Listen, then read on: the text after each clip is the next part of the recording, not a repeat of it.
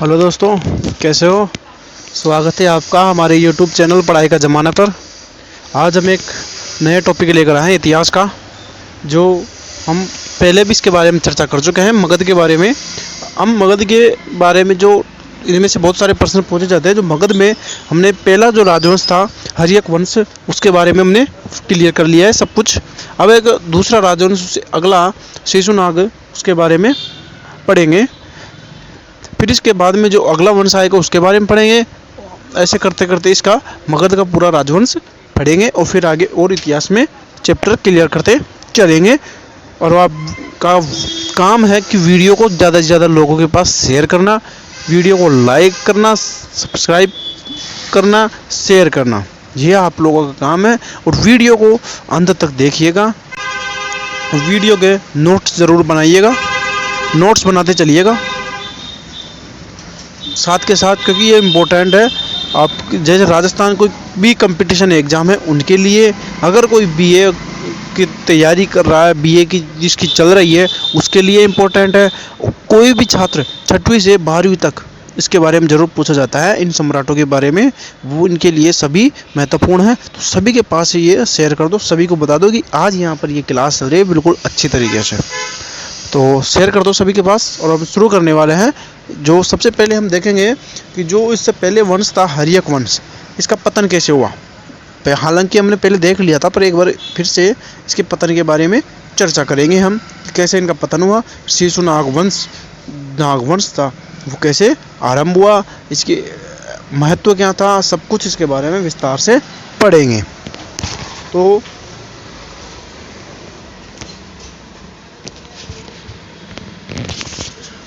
सबसे पहले मगध साम्राज्य के इतिहास में हर्यक वंश का अंत और शिशुनाग वंश का उदय एक महत्वपूर्ण क्या है, राजनीतिक घटना है। एक ऐसी घटना है, राजनीतिक घटना थी। इसे हम एक कहानी की तरह, बिल्कुल कहानी की तरह समझेंगे, बिंदुओं की तरह। अब वो कैसे समझेंगे, देखो पहले हर्यक वंश की गिरती साख कि हर्यक वंश कैसे गिरता चला गया, वो देखेंगे। तो हर्यक वंश की शुरुआत बिंबिसार ने की थी, सबको पता है ना, बिंबिसार ने की थी। और लेकिन इस वंश को पितृहंता वंश कहा जाता है। क्यों कहा जाता है, आप सबको मैंने बता दिया और आपके फिर से बता रहे हैं क्यों कहा जाता है। क्योंकि इसके लगभग हर उत्तराधिकारी ने अपने पिता की हत्या करके सिंहासन प्राप्त किया था। जैसे अजातशत्रु ने बिंबिसार का और उदयन ने अजातशत्रु की हत्या कर दी थी। बार बार ऐसे होने वाली इन हत्याओं के कारण प्रजा के मन में क्या हो गया, राजवंश से प्रति सम्मान कम हो गया कि नहीं, ये तो गद्दी के लिए ऐसे आपस में लड़ते हैं। आगे देखते हैं हम। ये हो गई हर्यक वंश की, ऐसे गिरता चला गया ये हर्यक वंश। अब आगे बात करते हैं कि हर्यक वंश का अंतिम शासक था नागदशक। हर्यक वंश का जो अंतिम शासक था उसका नाम है नागदशक। नागदशक कौन था, नागदशक। यह कमजोर था, विलासी था, अयोग्य था, बिल्कुल ऐसा राजा था, बिल्कुल अयोग्य, हाल से बिल्कुल अय्याशी करने वाला, अय्याशी टाइप का। शासन व्यवस्था पर इसकी पकड़ बिल्कुल ढीली थी, शासन व्यवस्था की ओर बिल्कुल ध्यान नहीं दे रहा था। राज्य में क्या हो गया था, भ्रष्टाचार, चोरी, हत्याएं, सब कुछ चलने लग गई थी, अव्यवस्था फैल गई थी राज्य में। ऐसे ही हर्यक वंश गिरता चला गया था। आगे देखते हैं कि जनता का असंतोष, विद्रोह है। जनता क्या करने लगी, विद्रोह करने लगी, जगह जगह विद्रोह होने लगे। मगध की जनता अपने राजाओं के व्यवहार के कारण और महत्वपूर्ण किस लिए कि पिता की हत्या के कारण, यह तो आपस में हत्या करते हैं गद्दी के लिए, इसलिए नागदशक की अकर्मण्यता से तंग आ चुकी थी। जो अंतिम शासक था नागदशक, उससे तंग आ चुकी थी।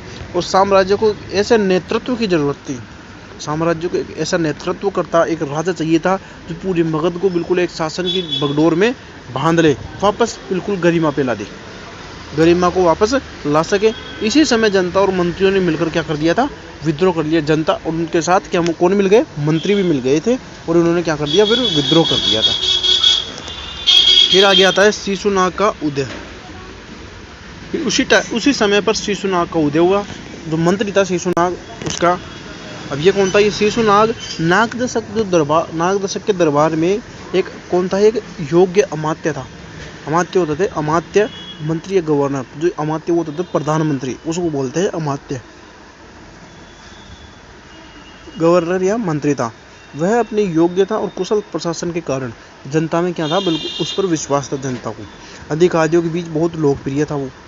जब विद्रोह की स्थिति बनी, जब इस विद्रोह की स्थिति बनी थी, तब शिशुनाग को एक विकल्प के रूप में देखा गया कि जब हर जगह विद्रोह होने लगा तो जनता ने देखा कि ये सही है, ये हमें सही दिशा में लेकर चल सकता है, ये संभाल सकता है। तो आगे चलते फिर शिशुनाग का ऐसे उदय हुआ था और फिर सत्ता परिवर्तन कैसे हुई वो देखते हैं। फिर क्या होने लग गई, सत्ता परिवर्तन होने लग गई जनता के समर्थन से। देखिए जनता का समर्थन मिल गया, शिशुनाग ने नागदशक को सिंहासन से क्या कर दिया, हटा दिया। और कुछ इतिहासकारों के अनुसार नागदशक को निर्वासित कर दिया गया था। नागदशक को क्या कर दिया गया था, राज्य से बेदखल कर दिया गया था, बाहर निकाल दिया गया था। इस प्रकार हर्यक वंश का क्या हो गया था, अंत हुआ था और मगध की गद्दी पर शिशुनाग वंश की स्थापना हो गई थी। शिशुनाग ने अपने एक नए वंश की स्थापना कर ली नाम पर, क्या नाम से, शिशुनाग वंश। यह प्राचीन भारत के इतिहास में एक दुर्लभ ही क्या है, उदाहरण है। यहाँ जनता के हस्तक्षेप से सत्ता परिवर्तन हुआ है, जनता के हस्तक्षेप से परिवर्तन हुआ है। ठीक है, आगे चलते हैं। शिशुनाग की नीतियाँ,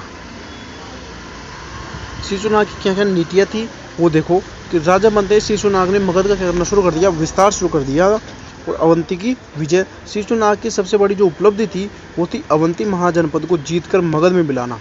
अवंती को क्या कर लिया था, जीत लिया था और मगध में मिला लिया था।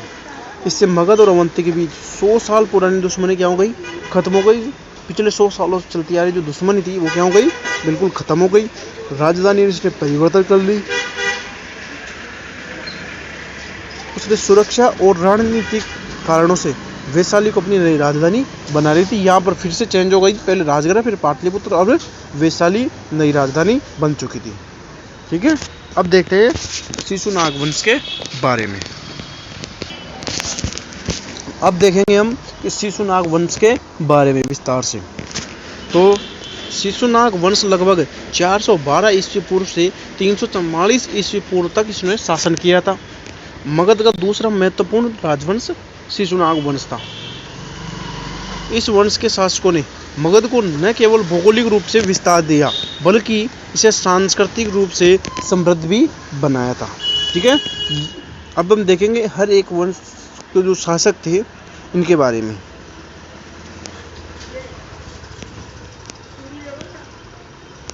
सबसे पहला जो आता है वो आता है शिशुनाग, जो संस्थापक भी था। शिशुनाग के बारे में, शिशुनाग के बारे में देखेंगे तो शिशुनाग ने 412 ईस्वी पूर्व में, कब 412 ईस्वी पूर्व में हर्यक वंश के अंतिम राजा नागदशक को हटाकर सत्ता संभाली थी। वह मूल रूप से एक कुशल अमात्य और मंत्री था। ये बता दिया ना पहले ही, यह कहता है कि अमात्य था, मंत्री था। अब आगे देखते हैं इनके प्रमुख विजय। इसकी प्रमुख विजय कौन कौन सी थी, जो बहुत बार पूछा जाता है कि इसकी सबसे बड़ी उपलब्धि अवंती महाजनपद को जीतना था। अवंती के महाजनपद था उसको जीतना था। अवंती और मगध के बीच 100 साल से चल रहा संघर्ष शिशुनाग ने क्या कर दिया था, बिल्कुल समाप्त कर दिया था। उसने वत्स और कौशल को भी क्या कर लिया, मगध में मिला लिया। तो इसने किस किसको मगध में मिला लिया, अवंती और वत्स और कौशल, इन तीनों को मगध में मिला लिया था। ये बड़ी शक्तियाँ थी, इन सबको मिला लिया। आगे देखते हैं इसका प्रशासनिक बदलाव क्या था।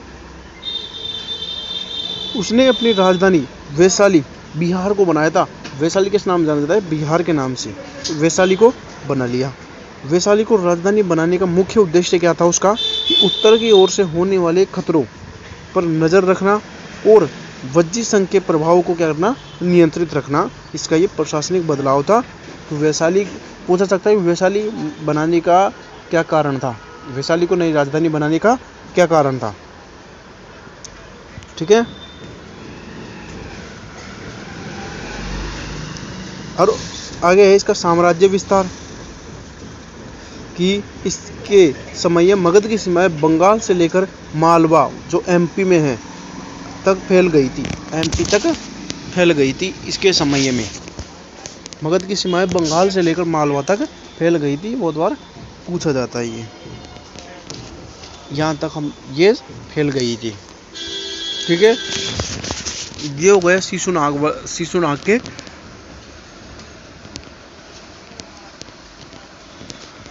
शिशुनाग के बारे में। अब देखेंगे जो शिशुनाग का जो अगला शासक था, शिशुनाग वंश का, उसके बारे में। शिशुनाग वंश का जो अगला शासक था कालाशोक, जैसे काकवर्ण के नाम से भी जाना जाता, इसके बारे में देखेंगे। तो शिशुनाग की मृत्यु के बाद उसका पुत्र कालाशोक राजा बना था। कालाशोक राजा बना। पुराणों में इसे काले रंग के कारण इसे काकवर्ण भी कहा जाता है। ये बहुत काले रंग का था, इसलिए इसे क्या कहा जाता है, काकवर्ण भी कहा जाता है। इसके शासनकाल की दो ऐतिहासिक घटनाएं प्रसिद्ध है। कौन कौन सी है? पहला है राजधानी का स्थायीकरण। राजधानी क्या कर दी इसने? बिल्कुल स्थायी कर दी कि कालाशोक ने वैशाली के स्थान पर पुनः पाटलिपुत्र को क्या कर दिया, मगध का स्थायी राजधानी बनाने की, यही राजधानी बनेगी। तब से लेकर कई सदियों तक पाटलिपुत्र ही भारत की राजधानी बनी रही थी। मगध की राजधानी बनी रही थी, भारत की राजनीतिक धुरी बना रहा। ठीक है, अगला है द्वितीय बौद्ध संगति। पहली बौद्ध संगति कहाँ पर हुई थी? अजातशत्रु के समय में।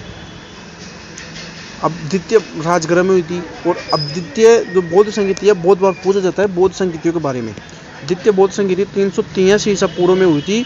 भगवान बुद्ध के महापरिनिर्वाण के ठीक 100 साल बाद महात्मा बुद्ध की जो मृत्यु हुई थी, महापरिनिर्वाण जिसे बोला जाता है, उसके 100 साल बाद कालाशोक के संरक्षण में वैशाली में दूसरी बौद्ध संगति बुलाई गई थी। वैशाली में इसमें बौद्ध संघ, स्थावीर और महासांगिक नामक दो गुटों में बढ़ गया। इसमें बौद्ध संघ कितने गुटों में बढ़ गया था? 2 गुटों में।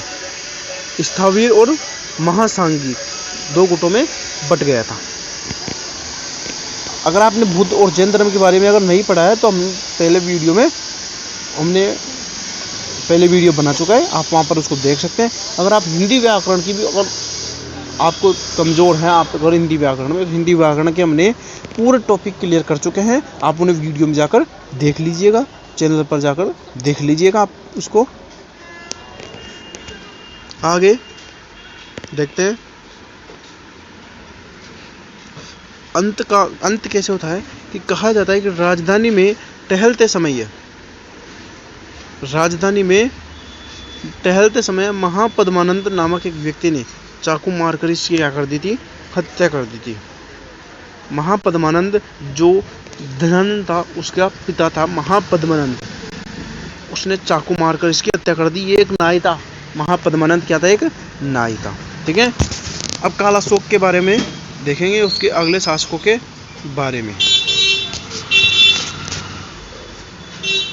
कालाशोक के 10 पुत्र थे। कालाशोक के 10 पुत्र। बौद्ध ग्रंथों में महावंश के अनुसार कालाशोक की मृत्यु के बाद 10 पुत्रों ने मिलकर लगभग 22 वर्ष तक शासन किया था। 10 पुत्रों ने मिलकर 22 वर्ष तक उन्होंने शासन किया था। इन भाइयों में सबसे प्रमुख था नंदीवर्धन।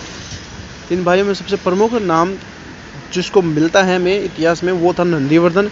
इसे महानंदिनी भी कहा जाता है। नोट कर लेना, इसे महानंदिनी भी कहा जाता है, इसका मिलता है।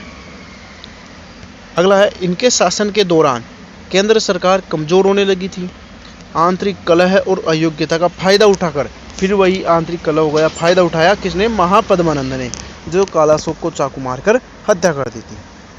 धीरे धीरे सत्ता पर कब्जा करना शुरू कर दिया इसने। धीरे धीरे सत्ता पर कब्जा करना क्या कर दिया?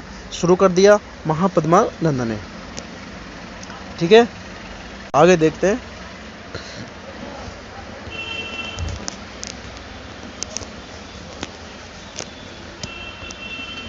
नंदीवर्धन या महानंदिनी अंतिम शासक बना था। इसे शिशुनाग वंश का अंतिम शासक माना जाता है। इसके शासनकाल के अंत में मगध की सत्ता पर क्षत्रियों का प्रभाव कम हो गया था। और किसका प्रभाव बढ़ गया था? अभी बताया था, नाई का। नाई था वो, एक बाल काटने वाला, उसने चाकू मारकर उसकी हत्या कर दी थी। क्षत्रियों का प्रभाव क्या हो गया था? फिर कम होने लग गया था। नंदीवर्धन की हत्या उसके एक विश्वास पात्र या दासी पुत्र, नंदीवर्धन की क्या थी? एक पत्नी थी दासी, पत्नी बना रखा था दासी को। उसका पुत्र था महापद्मनंद। उसने उसकी हत्या कर दी थी,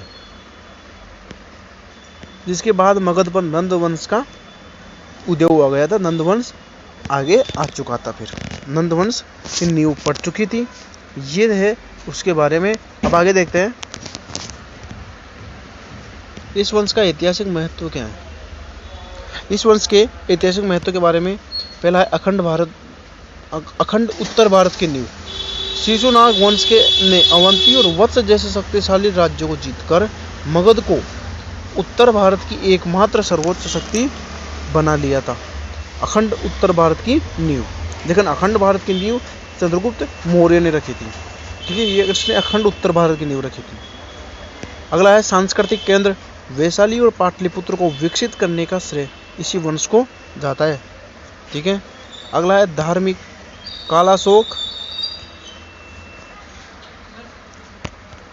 कालाशोक के समय ही बौद्ध संगीति ने धर्म के भविष्य की दिशा तय की थी। यहाँ से बहुत बार प्रश्न पूछे जाते हैं, नोट कर लेना। आगे देखते हैं अब जो शिशुनाग वंश था, इसकी शासन व्यवस्था के बारे में देखते हैं। इसकी जो शासन व्यवस्था कैसी थी।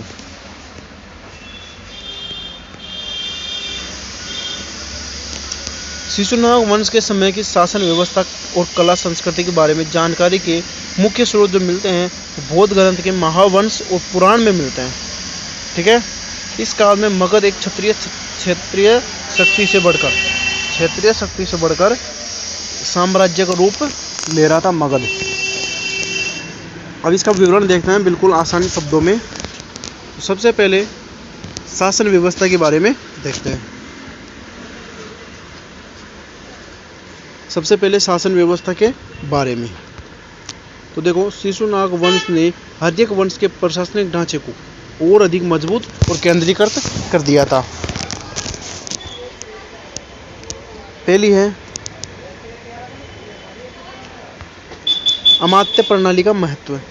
इस काल में अमात्य मंत्री या अधिकारी बहुत शक्तिशाली थे। अमात्य को क्या माना जाता था? बहुत शक्तिशाली माना जाता था। खुद शिशुनाग भी एक अमात्य ही था। एक अमात्य ही था, जिसे जनता ने राजा चुना था। इससे पता चलता है कि शासन में योग्यता और अधिकारियों की सलाह को प्राथमिकता दी जाती है। ऐसी अमात्य प्रणाली का ये महत्व था। राजधानी का रणनीतिक चयन। शिशुनाग ने वैशाली और कालाशोक ने पाटलिपुत्र को राजधानी बनाया था। पाटलिपुत्र नदियों गंगा, सोन और गंडक इनसे घिरा होने के कारण क्या था? एक अभेद जल दूर की तरह था, जिसे कोई भेद ना सके। और इससे व्यापार और सेना के आवाजाही भी आसान हुई थी। इससे व्यापार भी आसान हो गया था। नोट कर लो, ये स्क्रीनशॉट ले लो इसका।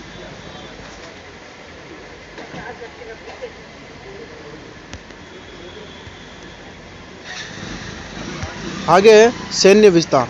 इस वंश ने पहली बार अवंती जैसे शक्तिशाली महाजनपद को हराकर इसकी विशाल सेना और संसाधनों को क्या कर लिया? मगध में मिला लिया था। प्रशासन का मुख्य ध्यान सीमाओं की सुरक्षा और नए राज्यों के विलय पर था। इसका जो प्रशासन का जो मुख्य ध्यान था वो सीमा की सुरक्षा और जो नए राज्य थे उनको अपने राज्य में मिलाना था। ठीक है, लोकतांत्रिक तत्व। शिशुनाग का सत्ता में आना एक तरह का शांतिपूर्ण विद्रोह था, जहां भ्रष्ट शासन को हटाकर योग्य व्यक्ति को चुना गया।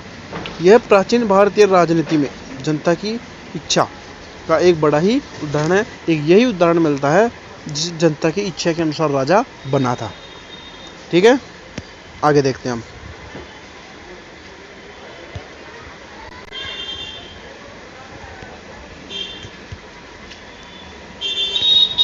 अब देखते हैं आर्ट एंड कल्चर, कला और संस्कृति के बारे में। इस काल में कला और स्थापत्य का स्वरूप मुख्य रूप से धार्मिक और सुरक्षा की दृष्टि से बहुत विकसित हुआ था। कि सुरक्षा भी थी और धार्मिक भी थी। ठीक है, आगे देखते हैं।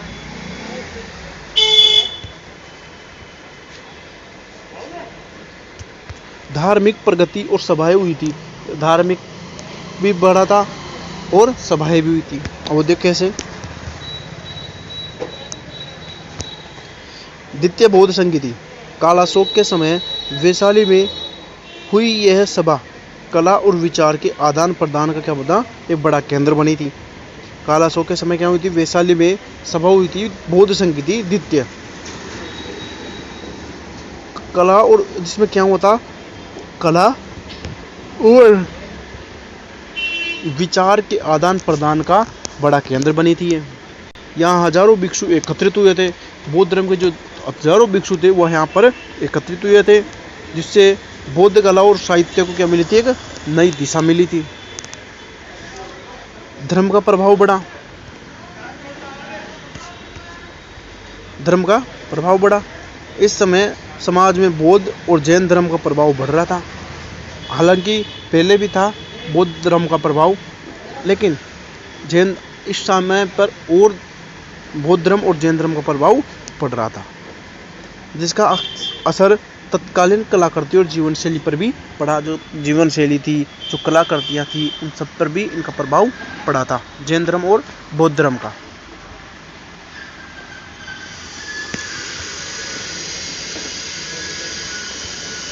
आगे देखते हैं नगर निर्माण और स्थापत्य के बारे में।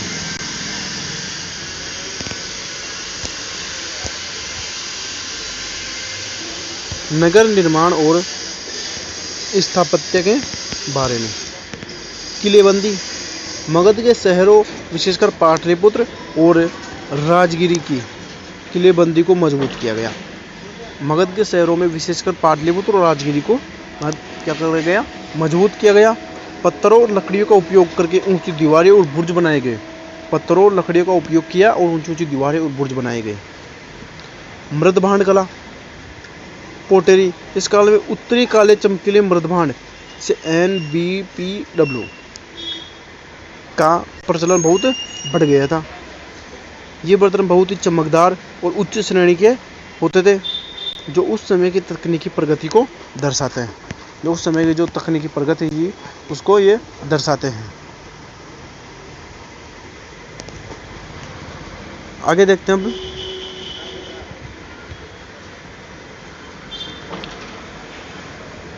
भाषा और साहित्य के बारे में। इस काल में संस्कृत के साथ साथ पाली और प्राकृत भाषाओं का भी विकास हुआ था।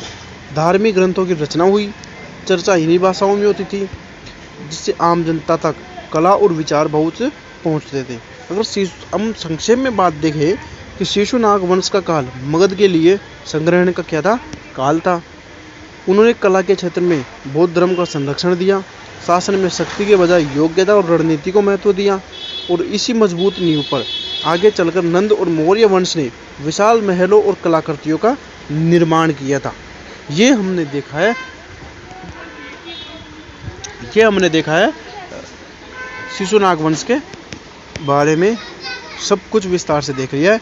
हालांकि एक चीज इसमें है, वो है जो शासकों के बारे में पढ़ते हैं, कृषि के बारे में पढ़ते हैं इतने। हालांकि इस वंश में बिल्कुल ये पूछा नहीं जाता है, वो पूछा जाएगा तो हर्यक वंश और मौर्य वंश के बारे में। तो मौर्य वंश के बारे में हम बिल्कुल विस्तार से और क्लियर करेंगे। और वीडियो को ज़्यादा से ज़्यादा शेयर कर दीजिएगा, और अभी तक आपने और जो वीडियो हैं अभी तक आपने नहीं देखा है तो आप उन वीडियो को जाकर देखिएगा, और वीडियो को लाइक करिएगा, और कमेंट में सभी वीडियो के कमेंट में बताइएगा कि वीडियो कैसा लगा। और चैनल को सब्सक्राइब कर लीजिएगा, क्योंकि आगे जो नोटिफिकेशन आएगा अब तुरंत पहुंच जाएगा आपके पास, जो भी नई वीडियो आएगी उसका। तो आज के और एक बात और कि व्हाट्सएप ग्रुप की लिंक आपको कमेंट बॉक्स में मिल जाएगी। उसमें आप सभी को ज़्यादा से ज़्यादा ज्वाइन होना है आपको उसमें सबसे ज़्यादा। तो आज के लिए हम इतना ही करेंगे, और फिर एक नई वीडियो के साथ मिलेंगे। आशा है कि आप सभी मिलेंगे वीडियो में। तो आज के लिए इतना ही है, मिलते हैं कल। सभी कुशल मंगल रहिएगा।